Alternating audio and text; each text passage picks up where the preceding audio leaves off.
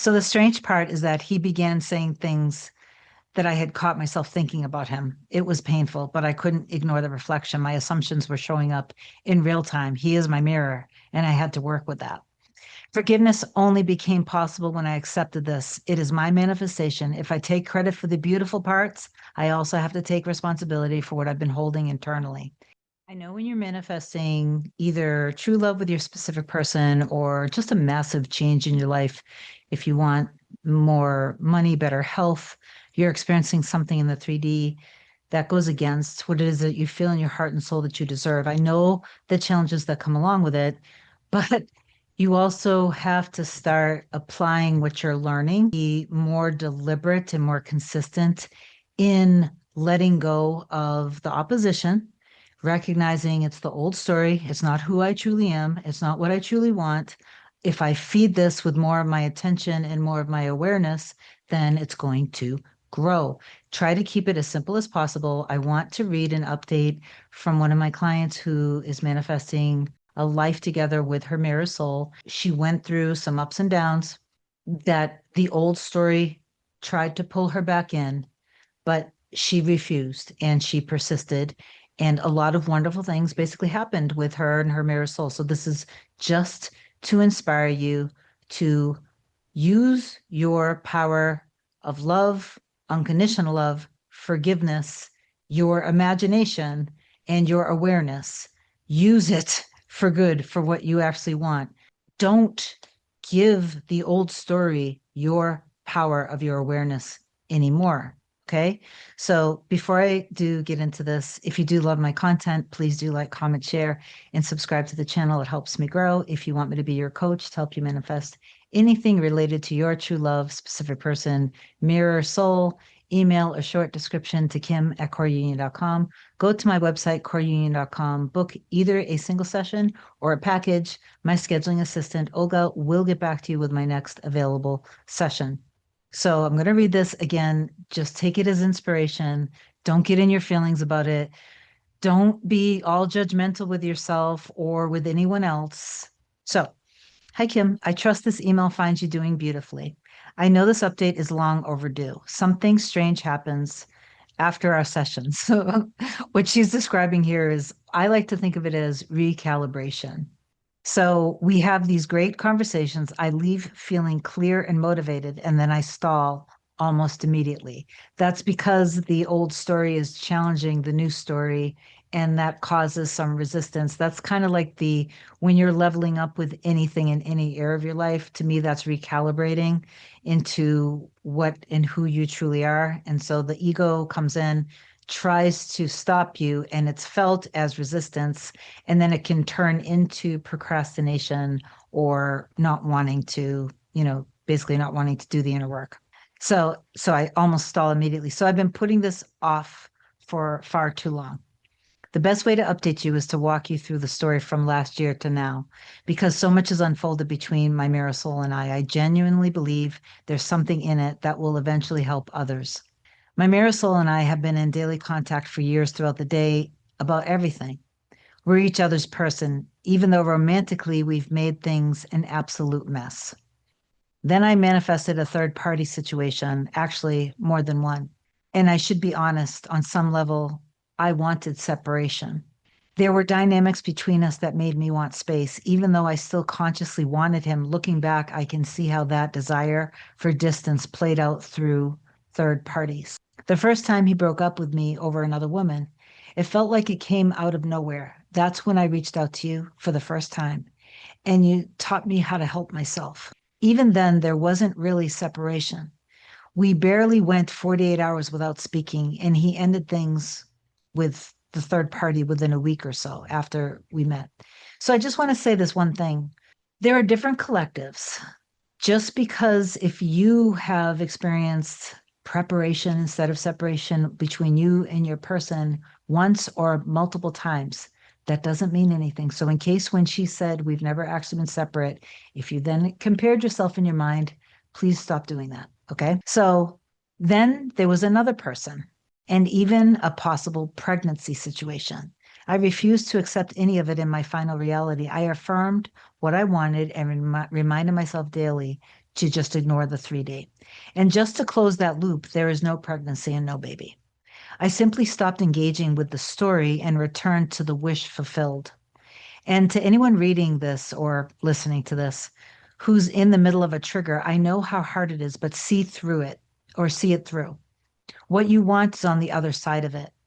The old story will try to pull you back into familiar reactions and familiar outcomes, but you don't go back. You persist. So that was April of 2025. By October, we were planning the holidays together.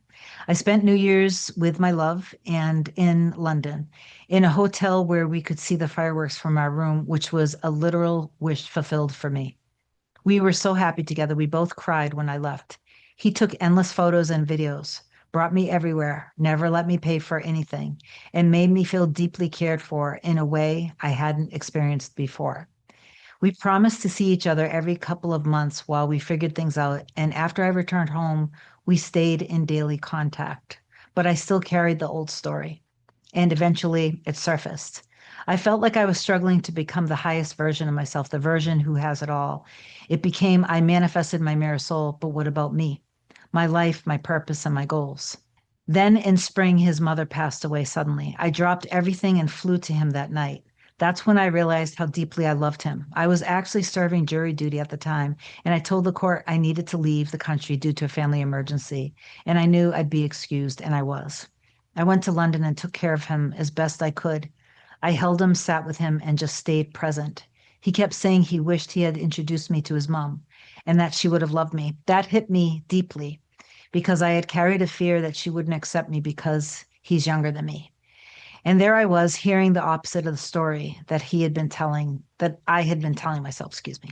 I came home and continued trying to show up for him. Not long after, we had another session, and I told you I didn't feel I was focusing enough on myself and wanting to work on personal goals outside the relationship. And you gave me great advice. Part of this is part of the great advice I gave her was reminding her of what I actually gave her when we first met, which was not to only do inner work and affirmations only about her person, but to actually, fill her cup up first, health wise, love for herself, financially, then relationships. Okay. Not to say that, you know what I mean. Okay. So, anyway, so I reminded her of that. So, and then she said, and then I shut down. I think I decided that I knew how to manifest a relationship, but because I didn't feel that same certainty in my personal life, I interpreted that as failure. So I let things slip, not complete abandonment, just not the same dedication because it felt false. And that's exactly what the ego does. When you try to up level in any area of your life, it is going to fight you and it's going to feel really convincing. That's why you never, ever, ever let the opposing thoughts or the fears, doubts, limiting beliefs stop you. So the strange part is that he began saying things that I had caught myself thinking about him. It was painful, but I couldn't ignore the reflection. My assumptions were showing up in real time. He is my mirror, and I had to work with that. Forgiveness only became possible when I accepted this. It is my manifestation. If I take credit for the beautiful parts, I also have to take responsibility for what I've been holding internally. And apparently, the third party is now a PS5. That's funny. That has honestly been one of the wildest things to witness. I watched a video game receive the attention that I wanted. I'm not jealous of it, but I could see the pattern and I had to laugh at myself in a way. I created another third party. That came from insecurity. Part of me thought I'd rather have him at home playing games than out in the world where my mind could spiral. I'm not proud of that. I've been doing Ho'oponopono around it because he deserves a full life. I don't want my security to depend on him shrinking his world so I can feel safe. That's very powerful. That's not who I want to be. Good for you. I just got back from seeing him again last week. It was an emotionally intense trip, and I had to actively catch my thoughts in real time while the 3D was showing me exactly what I didn't want to see.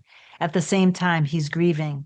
And so I give him a lot of space, but make myself available to him through that. And that's fine. It's life. And I'm glad to be there for him during this time because I lost my mom 2 years ago. So I'll keep it simple. We are not in separation, but things feel a bit off in the 3D. The difference now is that I remember what I'm looking at. So I'll just say to my client who's watching this, so you need to pour into yourself and pour love into yourself and focus on all of your talents, all your creative skills, and what you're creating in your life when things are starting to feel off like what you're describing. pour into yourself. So I'm in the middle of that story, not the end. My wish is fulfilled, and my job is to align with the version of me who already has it, not react to every frame along. I won't lie. There have been moments I've wanted to give up, but I've realized I don't actually have to abandon what I know is mine. The version of me who has the relationship, the purpose, the life, the work, the creativity, all of it, and doesn't abandon herself once she receives love is what I'm focused on.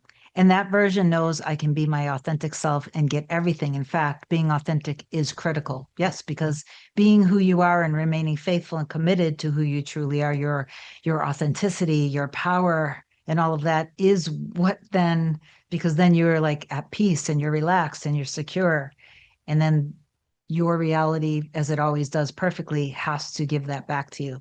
So that's where I am right now. That's a really good place to be. It's good. And apparently it only took me several months and one very long email to say it with love. So thank you for sending that in. So your reality is precisely and perfectly showing you what you are, who you believe you are, what you believe about your health, about money, about security, all different forms of security, emotional security, love, relationships, men, women.